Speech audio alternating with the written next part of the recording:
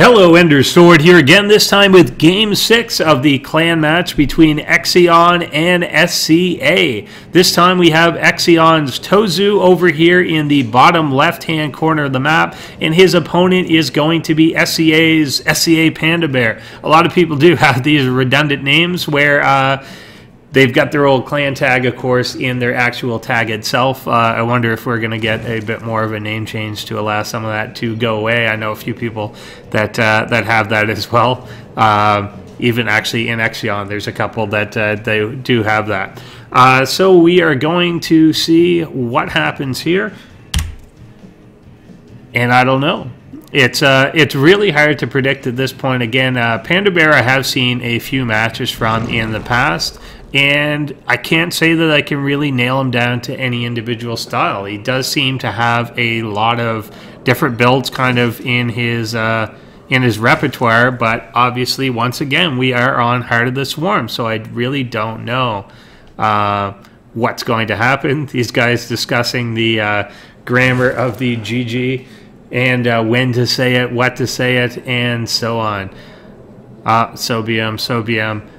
Just some banter going on there early. Obviously, we got the Terran player going up and just bunkering up front here. Or not bunkering, sorry, barracksing up front. You can pretty much call this blind on almost any match unless he's going for some sort of crazy proxy. But the Zerg player going to take the natural here. And just discussing, you know, what's going on in recent news and everything while while this stuff is going on. Obviously, MLG did actually take place this past weekend. We had an awesome barcraft going on in Toronto. A lot of people came out. I think we got like 120 people basically filled the place, had just standing room. By the end of it was really, really awesome. I'm sure everyone should check that out though. But this took place, yeah, pretty much the same weekend. I think just yesterday, last night, Monday night, it took place after the MLG. So you're tuning into that now. Obviously, these are just as good. This is easily Flash versus Life. Here, we'll see if ToZu and PandaBear can live up to those folks and come up with a similar type of impressive play.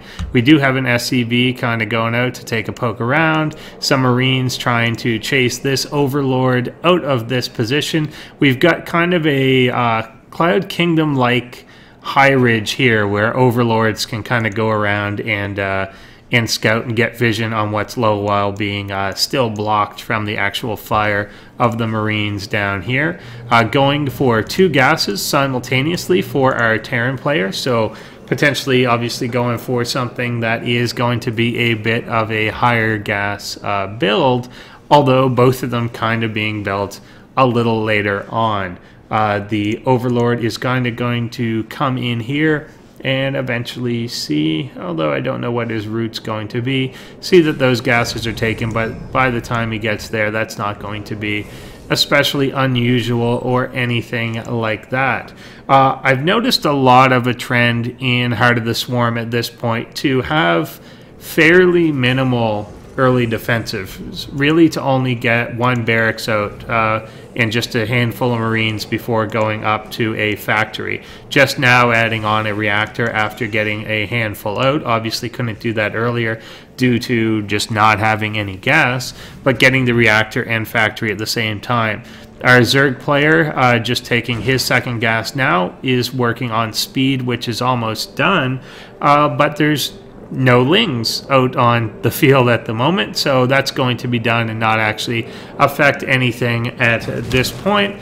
There's not even actually any going to be in production at this point, so the technology will be available for later, but currently sees no reason to actually get them out, take a poke around, or really a need to defend himself or anything like that, beyond obviously that spine crawler just going down now, instead choosing to just drone up and I guess try and be, in a sense, a bit greedy, but not going for a third or anything either. So kind of an interesting play out of PandaBear here.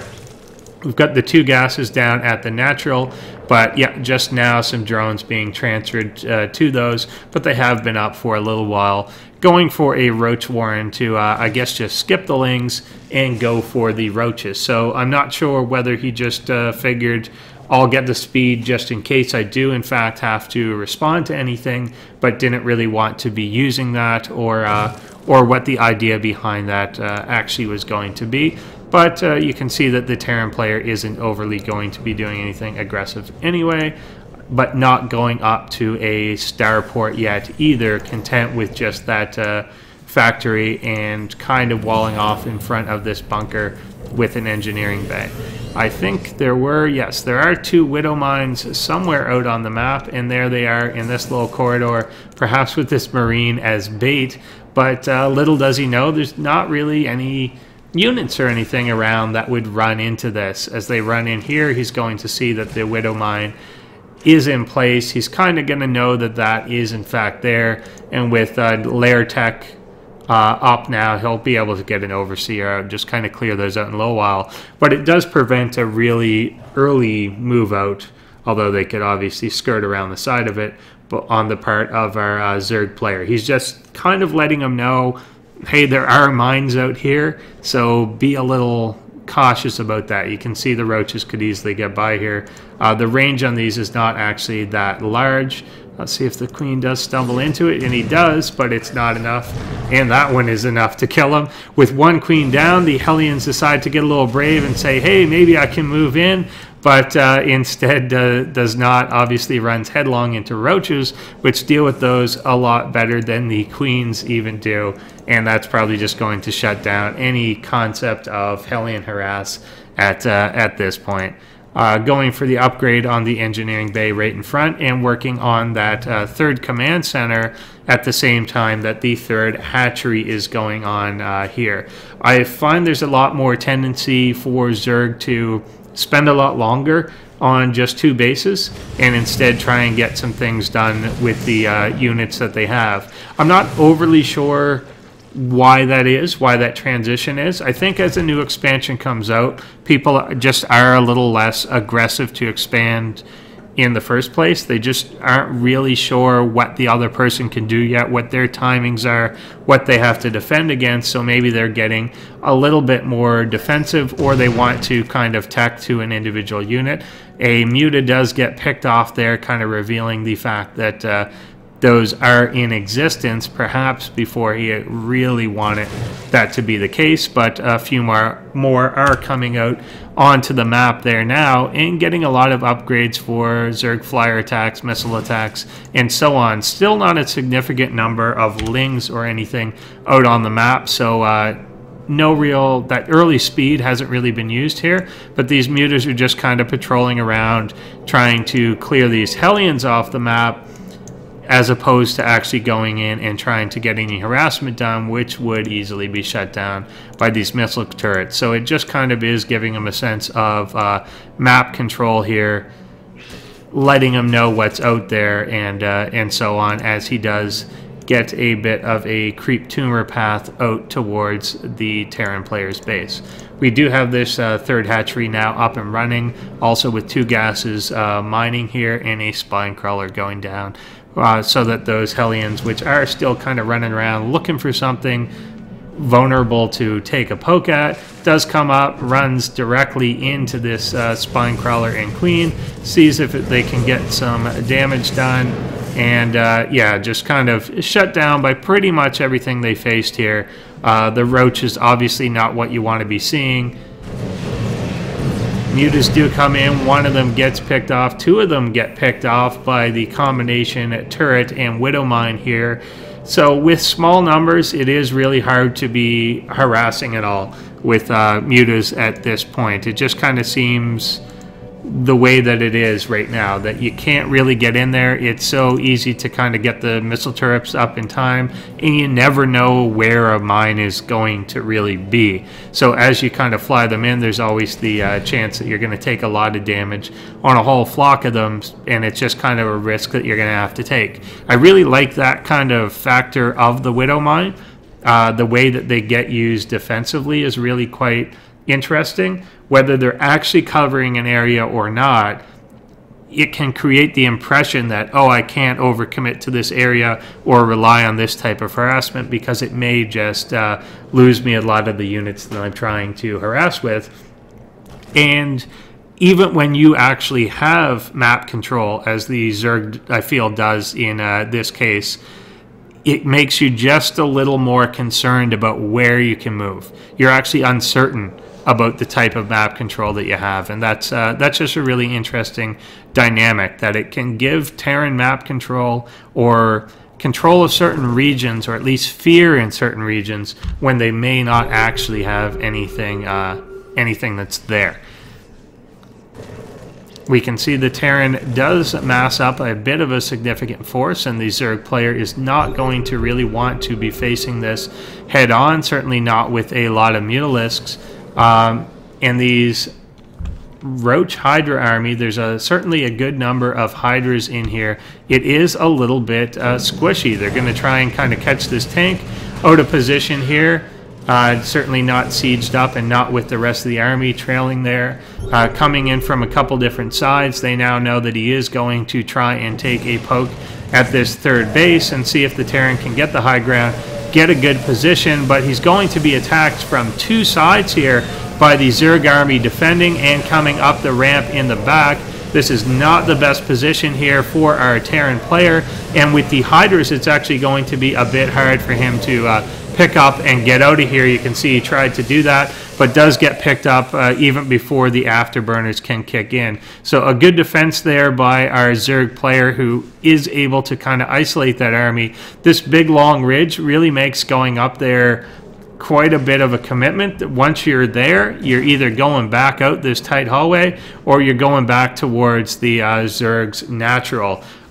Interesting move here. He's going to be putting down a bit of a wall of evolution chambers to try and further choke this area so that he can't have access to both ramps. You either go around the long way or you come through this choke. Certainly an interesting maneuver to invest a few drones in doing that. A few more tanks out here now for the Terran player. He is still sprinkling in Hellbats with this to try and get that flame on in the front. And some tanks hopefully will be adding a little more firepower for exioN's ToZu here. It does have this third base certainly well up in mining, walled off with the depot wall here, as well as the ever important destructible rocks. Supply certainly looking even here at this point, and we can see that the upgrades now 2-1 against a, well, 2-2 on ranged army, and this composition certainly is primarily ranged at this point.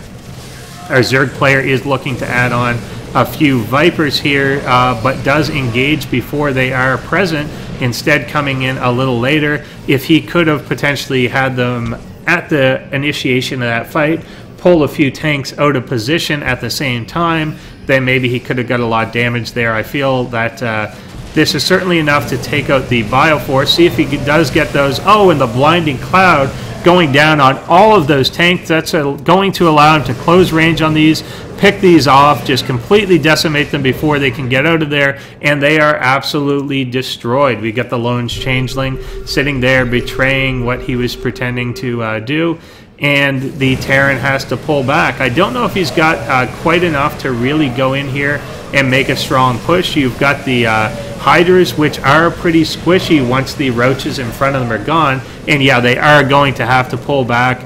Even with that remaining tank being blinded, there's just not enough bulk to this that you're just going to kind of lose out to that type of Bioforce. So good initial engagement there, but ultimately does have to go back home before doing any damage to anything like a base or anything like that. The Vipers, using their awesome ability, have to make sure, of course, they don't kill their own extractor. So we'll have to see another one will go down there, but that's the risk you take when you try and recharge a few of those. Now attacking the even riskier target of the Ultralisk Cavern, you can see how quickly that does in fact drain. So you really have to keep an eye on those and make sure that you're spreading that damage around and not taking out your own thing. You must realize that it has gone down, but hasn't replaced yet. He's got 1,000 gas banked at this point, so he may not put that back right away. He may decide to prioritize on the minerals. We see a little bit of a skirmish here, trying to draw them into the range of that tank fire. The Vipers are going to try and swing around here to see if they can use this high ground to get a blinding cloud on these tanks, abducting them off to the side, double abducting them just to get them completely out of range. So instead of blinding them, actually just taking them out of the equation, leaving them sieged in another location. That's pretty neat, but they do eventually pull back to that area, bringing the tank back in to get picked off by anything. The Ultralisks are revealed here, but they will walk through the Terran army. Despite the look of these engagements, though, we've got this second force coming up here towards what was the third, picking off this queen, and there's not a whole lot to defend this location, just Lings streaming in a couple handfuls at a time, and a single Ultralisk coming through. He is just going to target that down and not worry about really overly losing these. There's a bit of anti-air there. One medevac does get picked off. Second one gets picked off by the queens coming into position, but reasonable sacrifice to get rid of that base. Those were largely just Marines. One tank certainly did want to hang on to the medevacs, but he's probably quite willing to take that trade at this point. We can see that the supplies, despite seeing a lot of losses for our Terran player, he is now running off 4 bases and just keeping that supply high as we go along. Can't really rely on the siege tanks here a lot. He knows that they're going to get blinded, knows that his whole force is going to get blinded, and he has to kind of split in and out of this blinding cloud, and now dealing with the Ultralisk, which of course do not care at all whether or not they are one range or not, because they want to be in the one range type area. The Ultralist, lone Ultralist does kind of try and tank through things, but again we're down to just this Hydra army, which ultimately becomes very squishy once this last Hydralist, second one coming in to reinforce, gets picked off here. Still only +1 on the melee weapons. However, we do have 3-3 on the ranged weapons versus a 3-2 for our Terran army here. Mech, of course, being treated different. The +2 on the Hellbats. That's one thing about the composition of the Terran army that really has changed a lot. As they're having to maneuver in more mech units into the core of their army, they're going to have to either keep up both upgrades at the same type of pace or else switch very hard into one or the other. It's going to be a little difficult to try and maintain both at the same level of, say, a Protoss or a Zerg, which has maybe a more consolidated path for its upgrades. Obviously, Protoss pretty much affecting everything except its air units, and the Zerg, which is going to get the same sort of carapace benefit, while you're going to have to deal with that differently for the mech. These Zerglings now kind of coming up, picking off a few of these SCVs. I don't know where they were really going anyway, whether they were really trying to go up to this area, do some long distance mining. I'm not really sure what the plan there was. We can see the creep spread completely spread out to this area, so he's going to have an idea whether or not a base goes down here. The major engagement going on in front. No blinding clouds here yet this time. Finally, they do go down in the back, but perhaps going down too far behind that army as it just darts forward and doesn't really care that it's there. The Ultralists kind of getting lazy and stopping as soon as they're on creep, and pretty much 2 extra Ultralisks there are going to be picked off that probably didn't have to be, as he does move out here, although you could argue that was stalling a bit of the creep damage, and he does ultimately have to pull back, not wanting to re-engage any sort of reinforcements there on creep, instead choosing to let that kind of dissipate before pushing in any further. So we do obviously have the mines, the mains being mined out, as well as to a large extent the naturals pretty much being mined out. It looks like it's going to be hard for either player to get much of an additional base, so I think you're going to see some reduction in their economy as we go forward here. Oh, and a bit of a misclick there as ToZu does pick off one of his own tanks that displeased him for some reason. It's going to be hard for Terran to get anything going up here. He's going to have to be doing that long distance right now. I guess he won't know at this point since this creep is just a bit of a remnant, but he's pretty much going to have an idea that that base will go down. There is a burrowed Zergling in that area. If he can get under these Vipers, instead targeting the Evo chamber there, getting rid of this little wall, that's just a bit of a speed bump there, and kind of a quick and cheap sort of speed bump that he can put down. Picking off the Vipers may have been a better choice there, but he does come in, gets the blinding clouds down, but maybe again not the best blanket as he's able to just drive forward. He gets completely out of that, and PandaBear does call GG as he gets basically pushed back to his natural here. So that's game 6. We'll be moving on to game 7. Really interesting game. A lot of the engagements there early in this game made it look like the Terran was losing a lot of forces, but he was just trading fairly well and making sure that his economy stayed completely on par. So even if the initial trades weren't really cost effective, it was buying him a lot of time and buying him a lot of space to get the economy up to eventually rival our Zerg player. And once he got really everything just producing, was able to push him back and push him back, clear that creep out, and finally take this game. So stick with us for the next game starting now.